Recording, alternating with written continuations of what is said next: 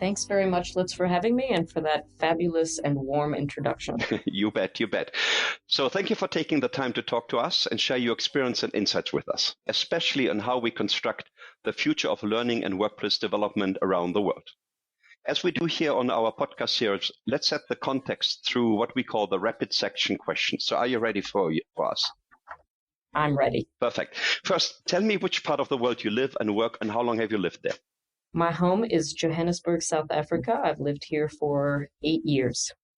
Excellent. But you've been a kind of a world traveler and citizen. So tell us a little bit about your personal background and your career journey.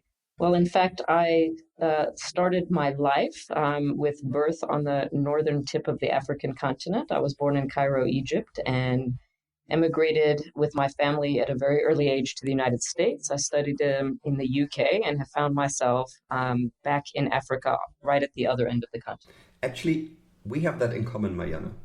My life also bounced back and forth a little bit between Europe, the US, and Africa. Now, tell us more about your own career journey after you shared with us where you live and work today. I feel like the most needed types of leaders, which is how I've really thought about my career, are those that understand and have had experience in, I would say, all three sectors of our society. People who have worked in government, people who have worked in the private sector, and people who have also worked in the social sector. And that has been the way I've thought about my career. So I've had the privilege to do some work in government, some work in the private sector, and then over the last part of my career, really thinking about the role that social enterprises and that the social sector has to play in making our societies work better. So that's really been the way I've thought about my own journey. Oh, excellent. And is there a particular job or work assignment that was especially important to get you to where you are today? Well, there were actually two. The first was my very first unpaid volunteer intern job. And one of the things we know at Harambee is that sometimes all of us just have to put our hands up to try to get a foot in the door somewhere. And certainly for young people, where you see opportunity, you grab it. And I had a chance at a very early age to volunteer in a government office, and that gave me an opportunity, I think, to understand the kind of important role, even though I think societies across the world have complaints and critiques about their government, about why that's needed.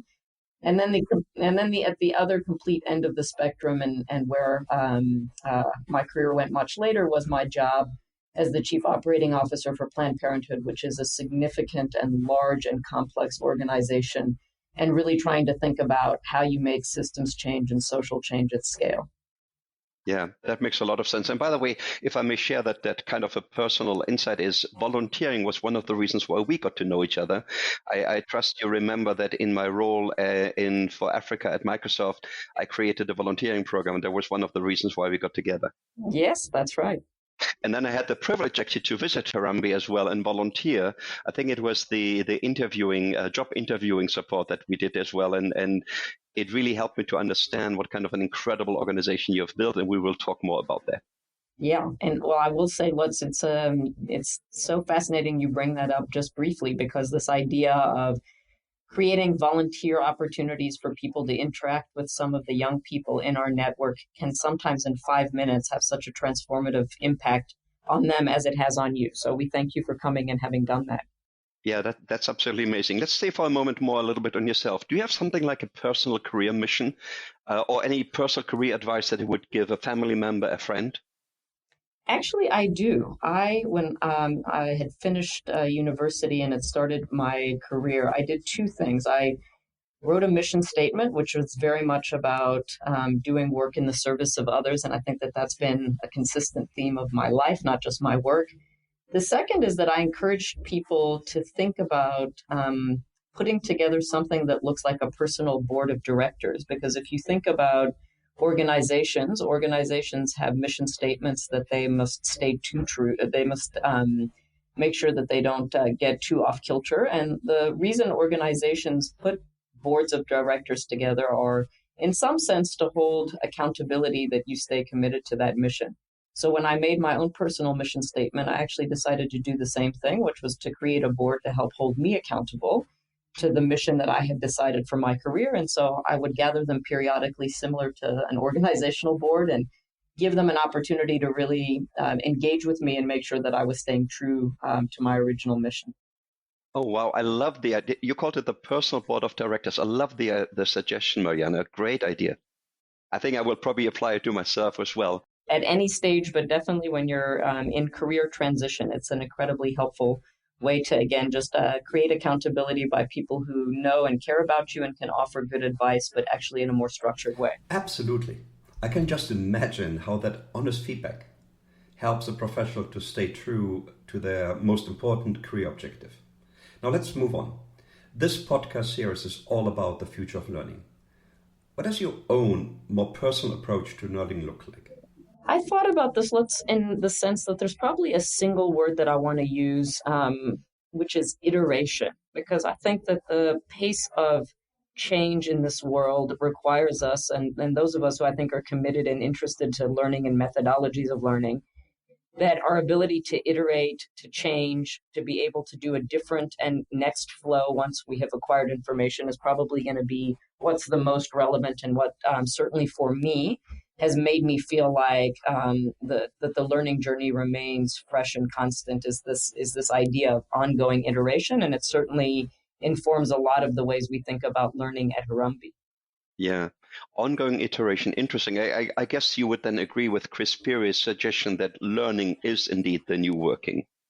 Absolutely. And the idea of learning being pretty nonstop for us to cope with the pace of change, to cope with the need for change. And again, I think that the idea of not getting stuck in old models that may not work, not taking years and years to discover that something maybe needs to be rethought or tweaked, I think is going to be a big theme of the work that not just we do at Harambee, but I think my own personal call out for influencers and decision makers in a lot of the spaces around these issues.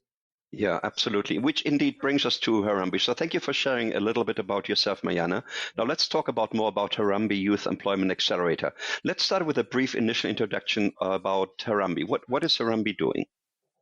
I often say that Harambee's best description is our title. We are a youth employment accelerator. We partner with business, we partner with government, but probably most importantly, we partner directly with young people to understand what it takes to get them into the economy, into entry-level jobs, into work experiences.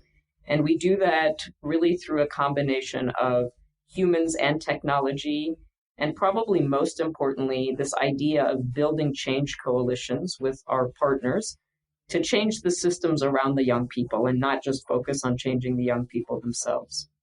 Yeah, I love that you talk about the young people that you service as your partners rather than just the target audience or something. And I know we'll come back to that a little bit later, but I'd like to focus right now, because I happen to know a little bit about it, is Harambee was founded in 2011. Who was the driving force behind it? How did it come about in the first place? I love telling the story of Harambee's founding because it speaks so much to the journey that we're still on. And that is that Harambee was actually originally conceived of and founded by both the private sector. So it was a group of companies who really thought hard about why they weren't bringing talent into their organization through as many diverse channels as possible. And I think that is a common challenge that we see organizations globally facing, is the idea of the opportunities being made available to the widest pool, and for companies to be able to select the very best talent for the roles that they have. And so it was a brave group of founding companies who I think were willing to put their kind of traditional ways of hiring on the table and think differently about what they may be doing that would be keeping talented and capable young people out. We then had alongside them a founding partner in government, and that was going to be an important part of the model because the companies themselves couldn't actually solve some of the systems issues beyond the kind of the four walls of their own firms. And so we brought the Jobs Fund, which is part of our national treasury here in South Africa, as a founding partner.